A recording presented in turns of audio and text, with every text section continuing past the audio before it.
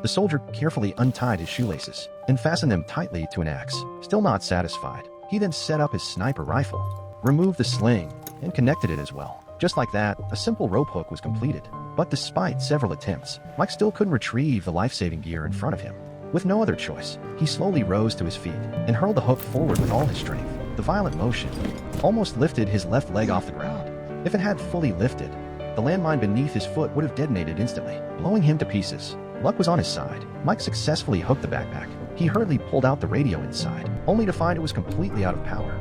Mike's heart sank. The only battery was in the arms of his fallen comrade in the distance. Mike felt utterly helpless. In despair, he began eating a chocolate bar. Unexpectedly, a strange gust of wind snatched the wrapper right out of his hand.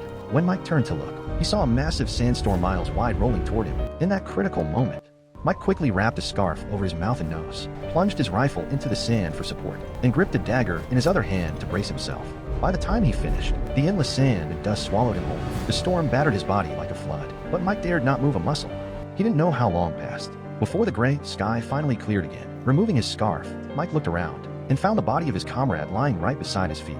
Grief and a flicker of hope struck him at once. He first covered his friend's face with a cap, then reached into his pocket and pulled out the radio battery, along with a group photo.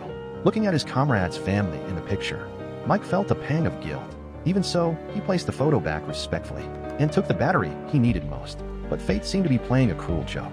When Mike turned his head, he saw that the radio backpack, which should have been right beside him, had been blown meters away by the storm.